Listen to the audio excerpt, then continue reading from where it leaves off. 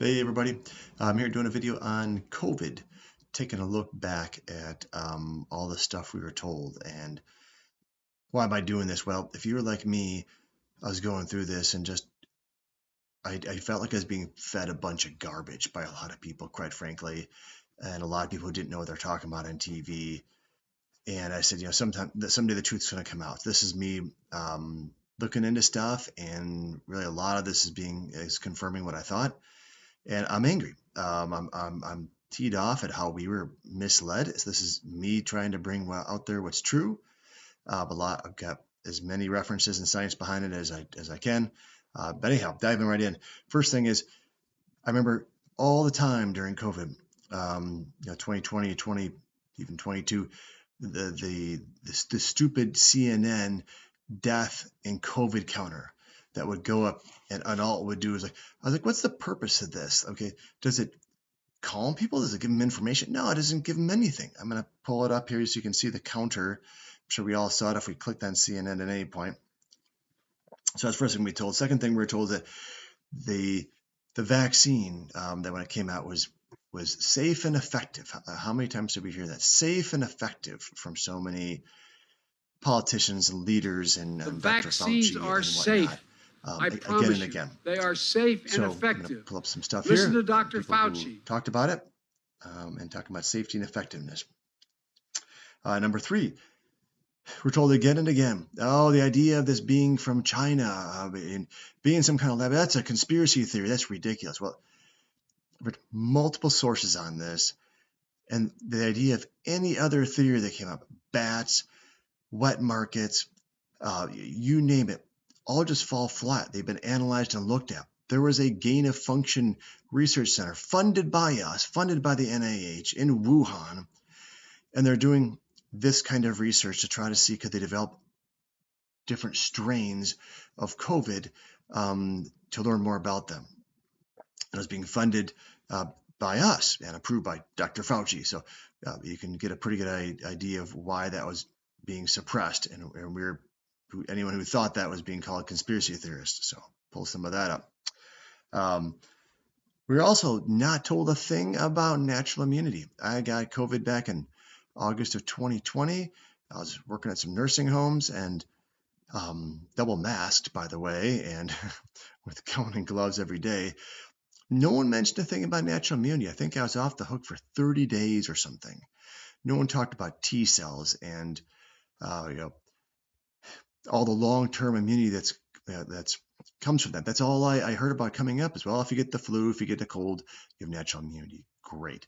Nothing of that. It was like we were waiting for this vaccine to be some kind of savior, as if there's no other ways to take care of our health. And there are many ways to take care of our health besides just a shot. So anyhow, pull up some stuff around that. So this is just a few of the things. I could go on. There's been so many studies done, but I just pulled up a few. Looking at the truth.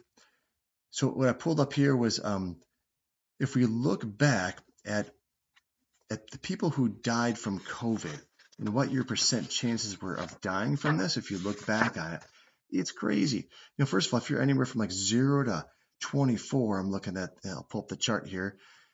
Your chances are not even a tenth of a percent, not even close, not even a hundredth of a percent here, until you get to about age 25 to 29 bracket. And really, you get to until you get to about 65, then you got a 1% chance of dying from COVID. And that's really should be the concern is there a risk of death with this? And there's really nothing until that point. And even those folks from 65, 70 to 74 age group were 1.7% chance of dying, 75 to 79, 3.2% chance of dying, and 80 plus 8.2% chance of dying. I mean, even then, those are the people who are in bad health. So where's the talk about all the things we could do to help take care of ourselves and take responsibility? There's none of that. So anyhow, that was a piece that jumped out. Was just in retrospect, there was no risk. Schools were closed, businesses were closed. They shouldn't have been.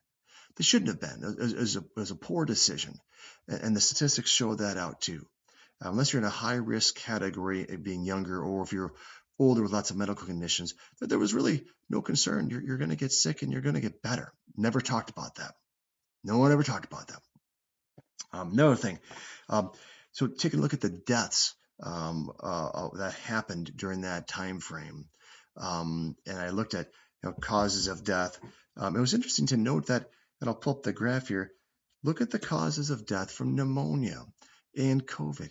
Yeah, they're about the same. Exact. If you want to get down to the nitty gritty, there's actually more pneumonia deaths during that period of time than there were COVID deaths. We didn't hear anything about that.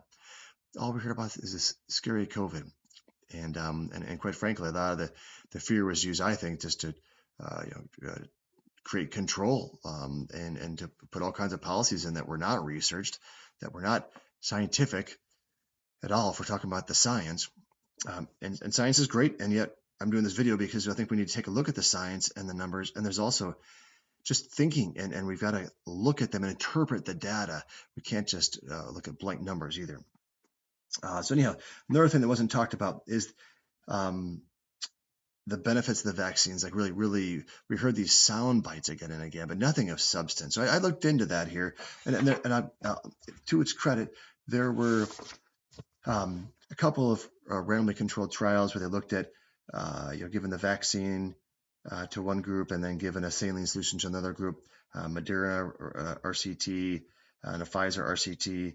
And it showed much better, good effectiveness. They compared the percentage of people who got it, who were vaccinated versus those who got the placebo. And it came out really good on both of them, about 95%, if I remember right, on both of them. Also, a Lancet study from 2023 looking at people and showed that as far as people getting hospitalized, 92% effective immediately. 7 to 8 months out, it started to get iffy though, or a little less effective, 79%. And then for folks for mortality, I'm looking at people who got vaccinated, 91% effectiveness initially, and then dropped to 86% down the road there. So still highly effective. Not as effective on the Omicron variant because they're looking at the Delta in that study. Drops to 43% at 112 days as far as getting infected, 71% at 112 days for hospitalization, and they didn't have any data for deaths for Omicron. So anyhow, fair enough. Yeah, the vaccine was helpful and effective in those cases, and I think it's good to note that. The question is, was it needed for the number of people who took it? I mean, if you're in a healthy category, if there's not a risk of death, what are we doing taking it? That's part of the question. And then the other thing that wasn't talked about was the risks of the vaccine. I mean, good to note those two. It's not like it's not necessarily safe and effective. Maybe at the time of giving it there was, but as we're looking at it here, looking at the data, some things are starting to come out here. Not high odds, but enough to talk about to say there's a downside here. Like it's not like they're safe. We were lied to that they're safe and that they're safe. They weren't, and as the time goes out, they're not necessarily effective either. Certainly against other variants, and 7, 8, 9, 10 months down the road. So anyhow, the things anaphylaxis, 9.9 per 1 million for folks with different vaccines.